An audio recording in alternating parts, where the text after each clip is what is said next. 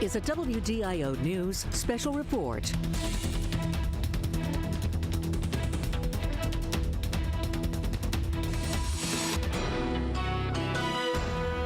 Be a question and answer session. And to ask a question during the session, you will need to press star 1 on your telephone keypad. I would like to hand the conference over to your speaker for today, Mr. Mike Schomer. Thank you. Please go ahead, sir. Thank you for joining us for the COVID-19 media call for August 7th. We'll start today's call with the situation report from Health Commissioner Jan Malcolm and State Epidemiologist and Medical Director Dr. Ruth Linfield. We also have Senior Epidemiologist Karen Martin from our Infectious Disease Division on the line with us today. After those updates, we'll open it up for questions from reporters on the line. With that, I'll now turn it over to Commissioner Malcolm. Thanks, Mike. Good afternoon, everyone. Around the world this morning, we were above 19.1 million cases and 715,000 deaths.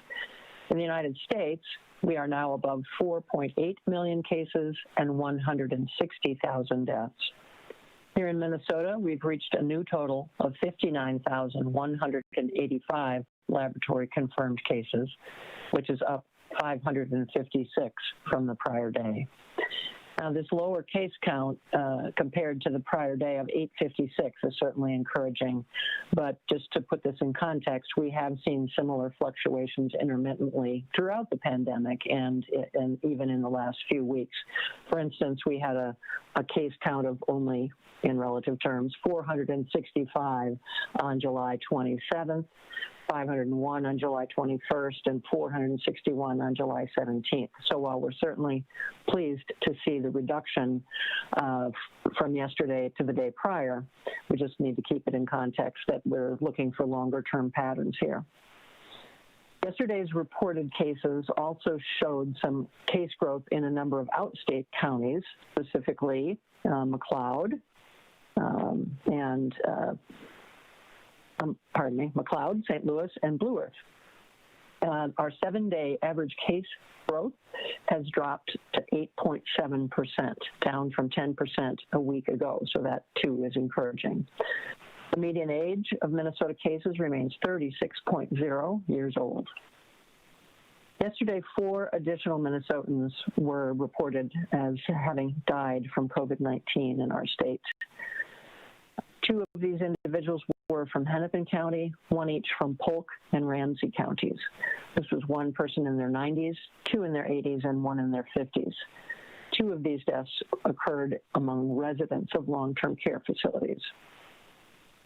As of yesterday, there were 300 patients currently in the hospital, 155 of them in intensive care.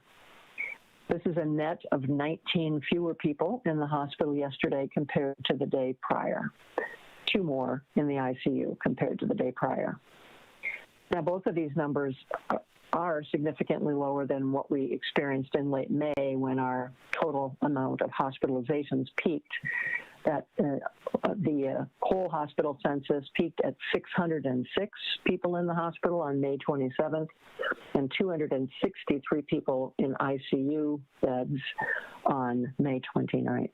So even though we are seeing hospitalizations tick back up a bit, as we would expect with these increased cases, we are still significantly below that hospitalization peak of the late spring. Yesterday's new cases that we're reporting today was on a volume of 15,924 total lab tests, which was up from the day prior. The 7-day average testing positivity rate remains at 5.3%, which is up, as we've said in the last few days, from 4.9% a week ago. Now, the 7-day average growth rate in total testing volume, or that growth rate in total testing volume, is 9.5%. But that continues to outpace the growth of new cases, which was 8.7% week to week. And with that, I'd like to turn it over to Dr. Linfield for some comments. Thank you, Commissioner Malcolm. I I wanted to share some thoughts on community transmission and impacts on long-term care. We have made good progress on helping position our long-term care sector to minimize the introduction and the spread of COVID-19. But no matter how hard everyone works to prevent the spread of COVID among long-term care residents and facilities, there still is a connection to the community, and workers live in the community. When there are high levels of virus circulating, there is only so much that we can do from a system standpoint to prevent workers from being exposed in the community, getting infected, and unknowingly bringing it in to the facilities where they work and to vulnerable populations there. Unfortunately, we are seeing rising rates of cases in the community impact other areas, including long-term care. Since the beginning of the pandemic, the majority of cases in long-term care have been in residents. However, since mid-June, staff have been the majority of cases. And while we know that the younger age groups are predominant in our recent cases, it's not only these younger, healthy individuals who are getting infected. We're seeing an increase in resident cases in long-term care. Data on all cases in the past few months show an increasing trend in the number of large gathering activities being reported, including church events, sporting events, family gatherings and parties, concerts, and weddings. We know that people are participating in more events where they may not be socially distanced. We know that levels of virus are rising in the community and that people are getting exposed. Data from the healthcare worker monitoring teams show that over 50% of healthcare workers and staff in these facilities with close contacts in June and July were household and social contacts, followed by coworker exposures. These were more than 20% compared to exposure to residents, and that was on the order of 5. So the staff are clearly having more exposures in the community than in the long-term care facilities themselves. When you compare this to March, nearly all of their high-risk exposures were to residents. It was at a rate of 87% in March and 54% in April. So I think you can appreciate the differences that we are observing. Since we rolled out the 5-point plan, we've made encouraging progress in building up the support for facilities and in making them more resilient.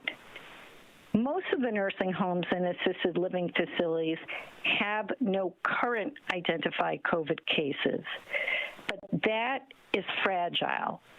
And we are very concerned that the progress that we have made can be at risk and can even be lost if we let up on our precautions. The bottom line is that we need everyone in Minnesota to be doing their part to limit transmission. We are all connected to each other, and it's up to all of us to get the levels of virus circulating in our communities down. We especially ask those people who have close and regular contact with people who are in a high-risk group to be careful. This encompasses many of us, including those who live with older parents, or people who work in a setting with older people or those with underlying conditions. At this point, I will turn it back to Mike. Actually, I think Commissioner Malcolm. Oh, yeah. Thanks, Mike. I'm just going to jump back in here. Thank you, Dr. Linfield. Ruth's cautions are so important for all of us to understand and to think about, and it brings up that important point about the ripple effects of our actions and the actions of those that we have contact with. I think it was just the other day that I was asked a couple of questions about the upcoming Sturgis rally and what our concerns were about that. And this is just a really good example of why that is even a greater concern or an extended concern beyond our concern for the health of the people that participate in the event itself. The Sturgis rally is starting this weekend, as we know. And we know that many, many people can have COVID-19 without showing any symptoms. We know how easily, very easily, it can spread indoors, especially in crowded restaurants or bars or other similar environments that are made for interaction and congregation. And nobody likes to tell people they shouldn't go out and have fun and live their lives. But the hard truth is we are in an historic pandemic. We have big problems in Minnesota and in the United States with community transmission. And the idea of bringing together tens and hundreds of thousands of people from all around the country in close contact for days at a time does raise significant concerns for us from a public health perspective, as we talked about the other day. Now, we certainly understand the desire to go on a road trip, on a fun trip, to ride bikes, cut loose a bit after all the troubles and stress of 2020. But we really are asking anyone from Minnesota who chooses to go to Sturgis, and we hope that if you yourself are a higher risk individual, you'll think real carefully about the risk you may be exposing yourself to. But for those who choose to go, we ask you to really consider avoiding settings where disease transmission is especially likely. For example, crowded bars and other places full of people who are not wearing masks, which are not required in South Dakota, as we know. And we're asking, again, that any Minnesotans who do go to Sturgis voluntarily self-isolate for 14 days when they come back. This is especially important if you have a job that puts you in close contact with high-risk groups. And we are, again, asking Minnesotans who themselves are in a high-risk group to very seriously consider the risk that you might be running for yourself. Too many people have already gotten very sick and have unfortunately died of this disease in our state, and we don't want to see any more. So thank you for considering that message once again today. With that, Mike, I'll turn it back to you.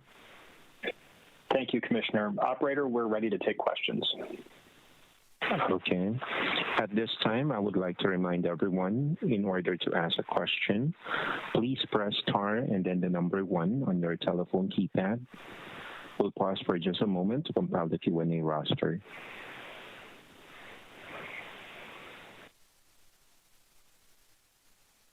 Your first question comes from the line of Mr. Chris Megan from Pioneer Press. Your line is now open. Yes, I just want to ask specifically about the long-term care facilities that you added to the list. I believe it was either today or yesterday. A quite significant number. Can you give us the latest breakdown on all the facilities that have cases now? And I know there's a lot that are not listed on the website. And then also the latest numbers on cases in residents and workers.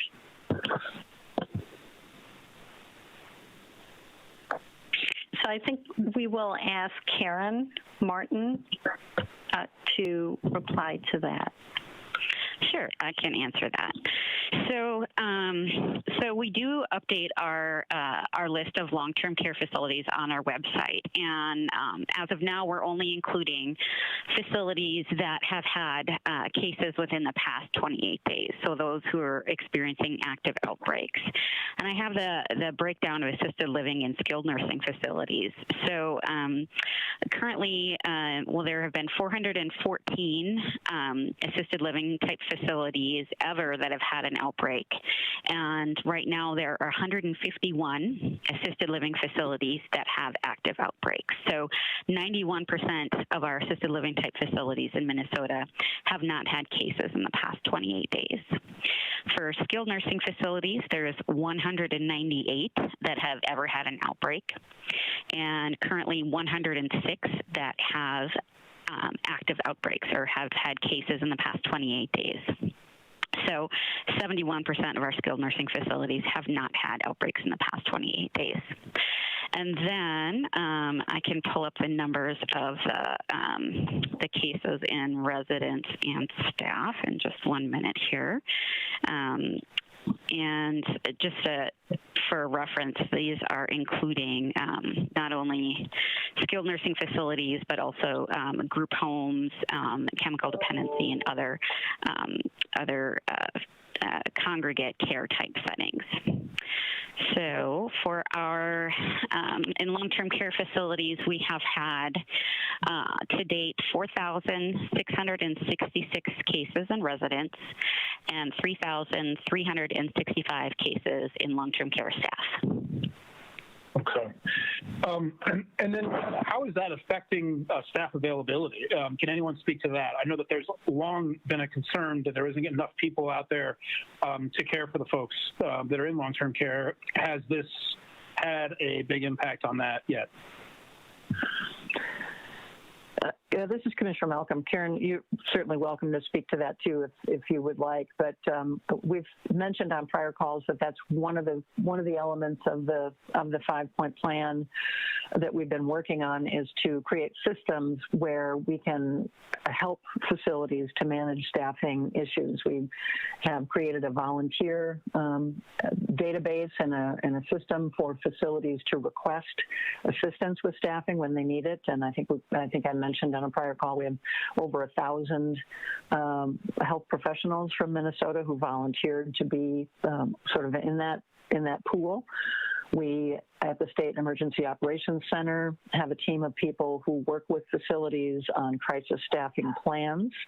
And so we've been tracking the number of staffing shortages and watch that on a routine basis, and pretty much have been able to work with all the facilities to be able to supply their staffing needs as they pop up, at least on a short-term basis. But I think it's still a very important point that staffing in this sector has been challenged long before COVID-19, and it does remain a significant challenge. But we've at least been able to help people avoid crisis situations that would require them to cut back on operations.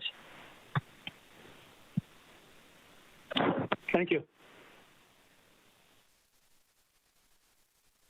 And your next question comes from the line of Ms. Liz Collin from WCCO-TV. Your line is now open. Thank you. I think this is a question probably for Commissioner Malcolm. We're talking with a Minnesota native today who lives in Sweden now about that country's approach to COVID-19. And incidentally, today, Sweden reported no COVID deaths for the first time since March. Obviously, they've taken a much different approach there to the virus, but overall have at a higher death rate. I'm just wondering if it's something Minnesota has specifically looked at in the past, what's happened in Sweden and that model, and anything to learn from what they've done there. Well, I'd certainly invite Dr. Linfield or Karen to comment as well from their perspective. Yeah, it's certainly been interesting to see the different approaches that have been taken. I think we've had a pretty sharp focus not only on trying to prevent any preventable deaths that we can, but especially as we've learned more about the significant health consequences potentially long term, and we don't even know yet whether some of these complications or secondary effects, sequelae, might be permanent or not. But we've become increasingly concerned about just the severity of long-term effects from this illness, even for people who might have had relatively mild cases of the disease at onset. So we've really been pretty focused on trying to control the rate of growth in these cases all along, and not just not taking the approach of just sort of letting it run, if you will. But Ruth, would you want to add to that? No, I agree. Thank you. And I just was hoping to ask another question for a reporter here. Some college students and their families who are going back to school out of state, they're having a hard time getting a test that would yield results in 72 hours, as required in certain states to avoid quarantine. So she's just sort of wondering, what's your advice to those families going through this? Well, that certainly can be a challenge. When you need to meet a fast turnaround time, and certainly it is absolutely our goal to try to make sure that folks can get lab results within a reasonable period of time, and 48 to 72 hours really is optimal. So we're working hard to build up capacity in different methods of testing to be able to create enough capacity to meet those kind of turnaround times. Where the turnarounds have gotten particularly long is with some of the national reference laboratories. So this isn't necessarily an easy thing for themselves, but to ask their healthcare provider where they're sending samples for processing, and certainly some of the tests like at Walgreens and CVS and the like, we know they're using those national labs, so they can be pretty long turnaround. So it sounds as though this person or these folks may already have inquired about turnaround time, but to kind of try to find a venue that can turn it around faster would be the best advice we could have. But it sounds like bottom line, you should really wait for those results. Oh, I'm sorry. If that's really the question about is it important to wait until you get the results, we certainly would advise that, yes. Thank you, Commissioner.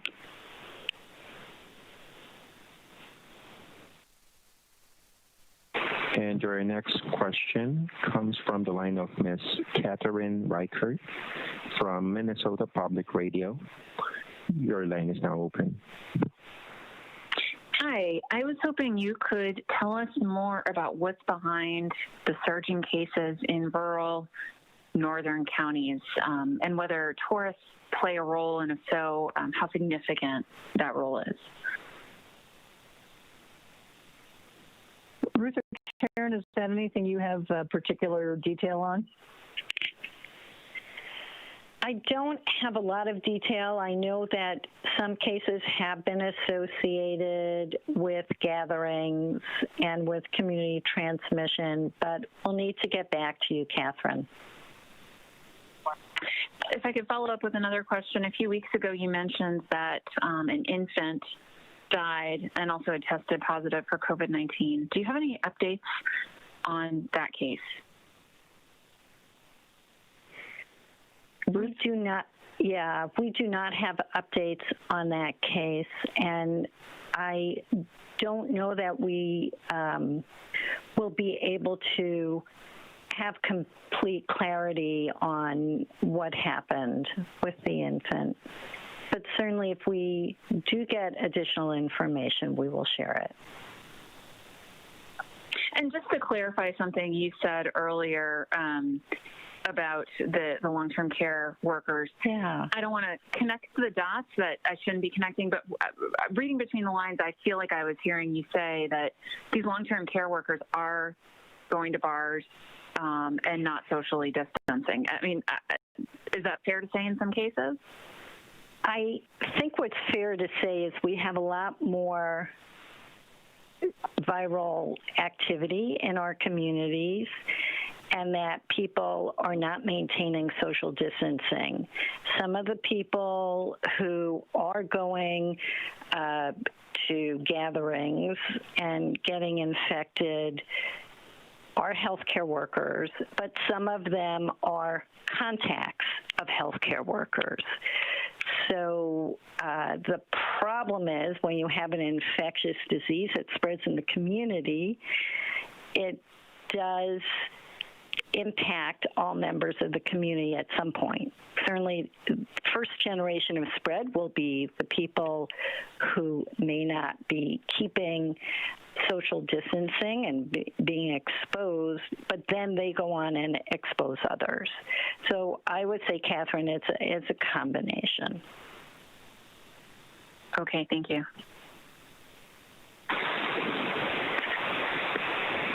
And your next question comes from the line of Ms. Carla Holt from KARE 11. Your line is now open. Hello, thank you. I appreciate it. So, Commissioner, in response to what you said regarding Sturgis, just wanted to continue on that for just a moment.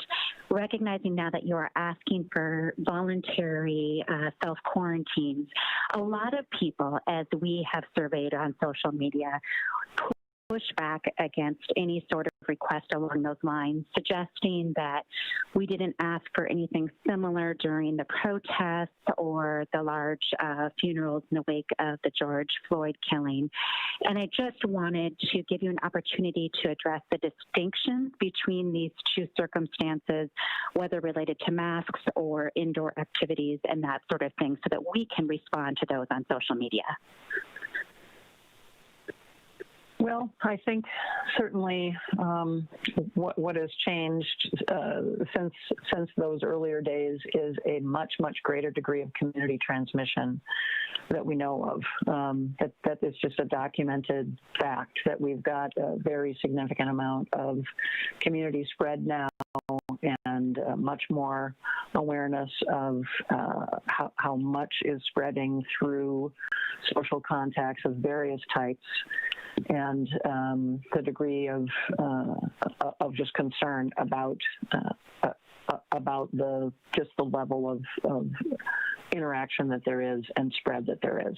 So our whole community is just at a very different point than we were in the early spring, when yes, we were seeing or late spring, excuse me, we certainly were seeing cases at that point, but the significant difference was that most of the transmission was coming from known sources of outbreak, in congregate care settings or in workplace settings that, yes, indeed did spread into the community, but the point of origin was a little more easy to identify. So we're just in a really different spot now with a much higher degree of generalized community risk than where we were before. But Ruth or Karen, I'd certainly invite you to add any perspective. Yeah, I think that the commissioner is absolutely right. And the other components that you alluded to, we do know that some of the activities include indoor activities, particularly high-risk situations where people aren't wearing masks because it is a bar or a restaurant. And,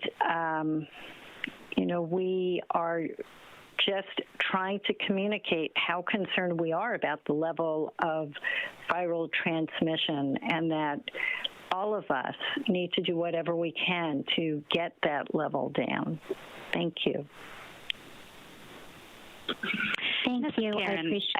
Oh, sorry. Yeah, I was please. just going to add on to that, to both what the commissioner and Dr. Linfield said is, as Dr. Linfield mentioned, we do have data that shows that cases in June and July, increasing from June to July compared to previous months, really do show that people or cases are identifying more and more places that they have been that are the social gatherings. So I think, it might be a little bit of, in the very early stages of the outbreak, people were, particularly careful about their monitoring. We went from a strict lockdown, a stay-at-home order to maybe a gradual increase in activities. And I think that it's easy to think in the summer in Minnesota to be doing the things that we normally want to do. But I think there's a certain level of COVID fatigue going on where people may not be as vigilant as they had been in previous months. And so, again, as the commissioner said, we're in a little bit different place, and we know that there's more community spread happening. Very good. Thank you so much for that. And just very quickly, regarding the duration of time between when one takes the test and when they actually get those results, are you still absolutely and adamantly asking people to self-quarantine during that time? I think there's a real temptation that as symptoms subside or as people, doubt that they ever had it in the first place, they may go out and resume normal life before they get that negative result. What do you specifically say to that aspect? Bruce, do you want to update on that?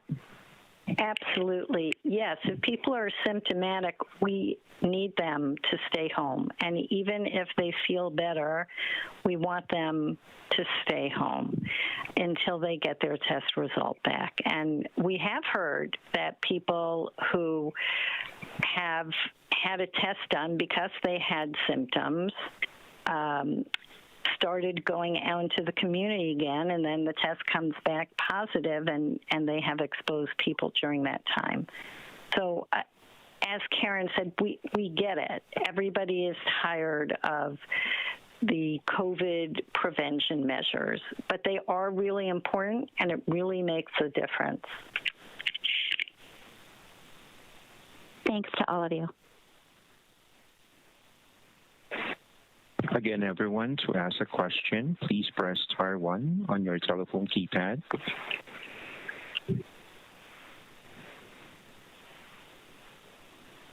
Presenters, there are no further questions at this time.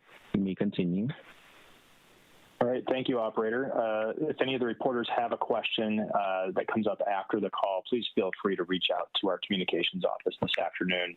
I want to thank our speakers for their time today and wish everyone a good day. We will be back with you again on Monday.